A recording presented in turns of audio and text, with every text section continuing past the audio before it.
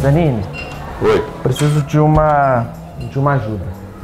Estava pensando e tenho percebido que um dos maiores problemas que a gente tem para expandir o acesso dos pacientes a um ponto crucial na carteira de serviços, que é procedimento cirúrgico, é exatamente a organização do serviço, tempo e as habilidades cirúrgicas dos profissionais.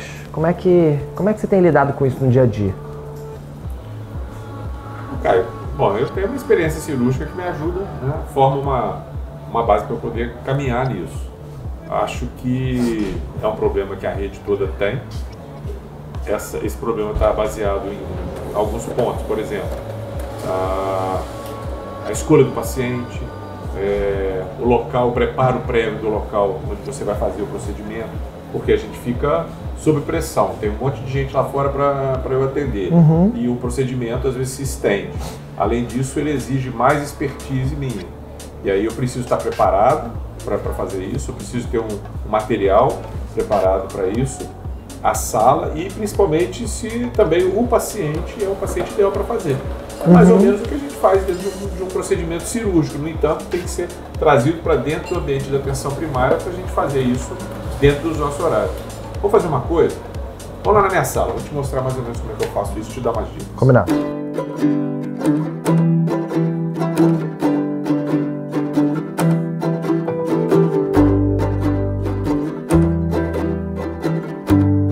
Então, agora a gente está aqui na minha sala, que de alguma forma ela tem que estar preparada para a gente fazer aquilo que a gente está procurando inserir dentro do nosso processo de trabalho.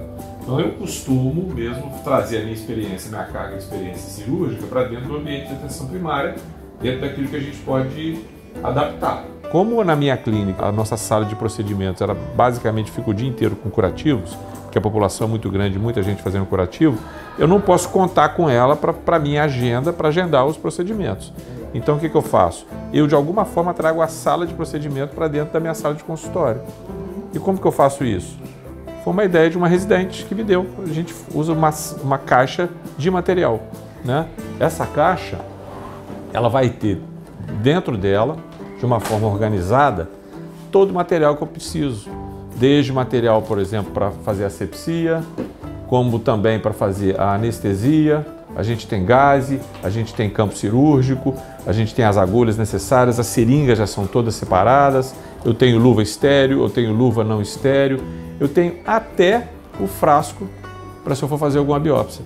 Para quê? Para que de alguma forma esteja tudo aqui dentro e eu não preciso ficar saindo da sala a todo momento ou mandar alguém trazer alguma coisa, interromper o procedimento. Não, ele é um ato contínuo, pensando nisso, na minha segurança, de não estar estressado com esse tipo de coisa e na segurança do paciente. Então eu começo e vou até o final do procedimento e eu tenho tudo aqui dentro. Entendi. Um outro fator também que me ajuda muito, que nos ajuda nesse ponto, é você não fazer procedimento sozinho. Tem alguns que a gente até consegue, você vai fazer uma retirada de molusco, de repente dá para você fazer sozinho. Agora tem outros que não dá. Por quê? Você precisa ter um auxiliar, porque você tem que pensar que diante de uma situação de risco, algum problema que ocorreu durante o procedimento, você precisa ter alguém junto contigo, até mesmo o eletrocautério não está funcionando, você precisa dar um ajuste nele. Então, está sangrando, você precisa de alguém para enxugar aquilo para você. Então, eu acho que não deve, principalmente a quem está começando.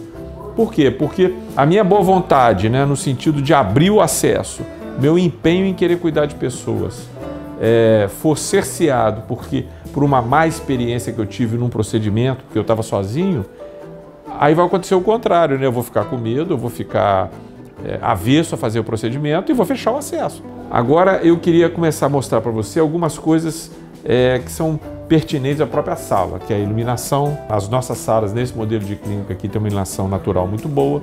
A gente tem focos, né? Os focos também ajudam, você tem que posicionar o foco de uma maneira para não dar sombra, a sua mão não fazer sombra, que se você ilumina e você fica entre a luz e o objeto que você está tratando no procedimento, você vai gerar uma sombra, ao invés de te ajudar, vai te piorar.